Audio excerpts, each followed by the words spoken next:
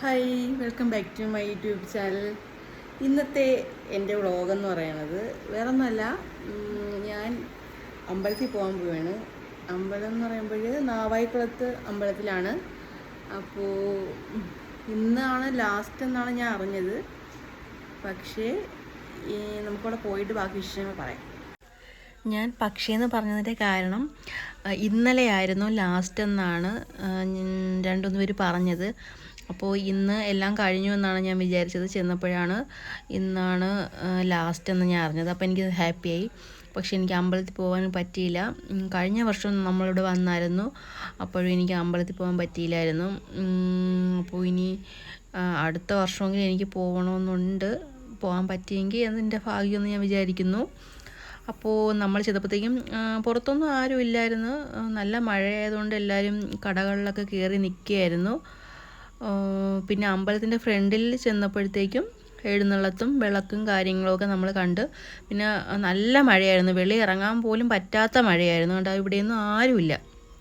അപ്പോൾ നല്ല മഴ തോന്നിട്ടാണ് നമ്മൾ വെളിയിലോട്ട് ഇറങ്ങിയത്. അതുവരെ നമ്മൾ കാറിൻ്റെ അകത്ത് തന്നെ ഇരുന്ന് വെയിറ്റ് ചെയ്തു. കടകളൊന്നും ഇല്ലായിരുന്നു. കടകളുണ്ടായിരുന്നത് എല്ലാം അടച്ചിട്ടിരിക്കുകയാണ് മഴ കാരണം. പിന്നെ വെളിയിലുള്ള കടകൾ എന്ന് വെച്ചാൽ നമ്മൾ പുറത്തൊക്കെ ഓരോന്ന് സാധനമൊക്കെ കൊണ്ട് വിൽക്കുന്ന കടകളായിരുന്നു ടാർപ്പായിട്ട് അടച്ചിട്ടിരുന്നത്. ബാക്കിയുള്ള കടകളൊക്കെ മഴ പെയ്താലും പ്രശ്നമില്ലല്ലോ, അതൊക്കെ ഓപ്പൺ ആയിട്ടിരുന്നു. പിന്നെ ലൈറ്റിങ്ങൊക്കെ നല്ലതായിരുന്നു. പക്ഷേ എനിക്ക് തോന്നുന്നു കഴിഞ്ഞ വർഷത്തെ അത്ര ലൈറ്റിങ് ഈ വർഷം ഇല്ലായിരുന്നെന്ന് എനിക്കൊരു തോന്നൽ.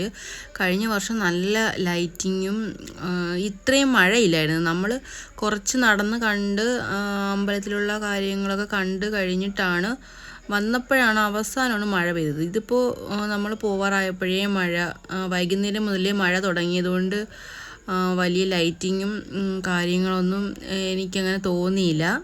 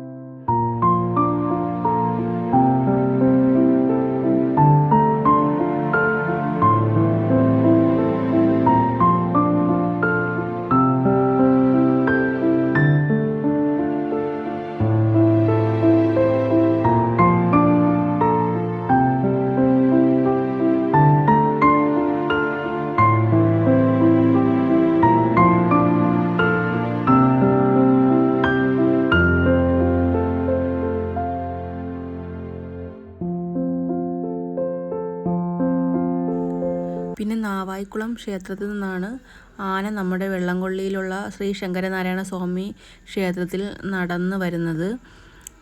അപ്പോൾ ആ ഒരു ചരിത്രമൊക്കെ എനിക്ക് അത്രയ്ക്ക് ക്ലിയർ അല്ല. കാരണം ഞാൻ വെള്ളംകൊള്ളിയിലുള്ള നാട്ടുകാരി അല്ലാത്തത് കൊണ്ട് എനിക്ക് കറക്റ്റ് അറിയത്തില്ല. പക്ഷേ ഈ നാവായിക്കുളം ക്ഷേത്രത്തിൽ നിന്നാണ് ആന നടന്നാണ് ഉച്ചയ്ക്ക് വെള്ളംകൊള്ളി ശങ്കരനാരായണ ക്ഷേത്രത്തിൽ എന്നുവെച്ചാൽ ദർശനവട്ടം ശങ്കരനാരായണ ക്ഷേത്രത്തിൽ ആന എഴുന്നള്ളത്ത് വരുന്നെന്ന് മാത്രമേ എനിക്ക് അറിയാവൂ. ബാക്കി കഥ എന്തെന്ന് ഞാനൊന്ന് അന്വേഷിച്ചിട്ട് ഞാൻ ഇതിലൊരു വീഡിയോ ചെയ്യാം കേട്ടോ. പിന്നെ അവിടെ ചെന്നപ്പോഴത്തേക്കും ചെന്നൈയൊക്കെ ഉണ്ടായിരുന്നു. പിന്നെ അതിൻ്റെ കുറച്ച്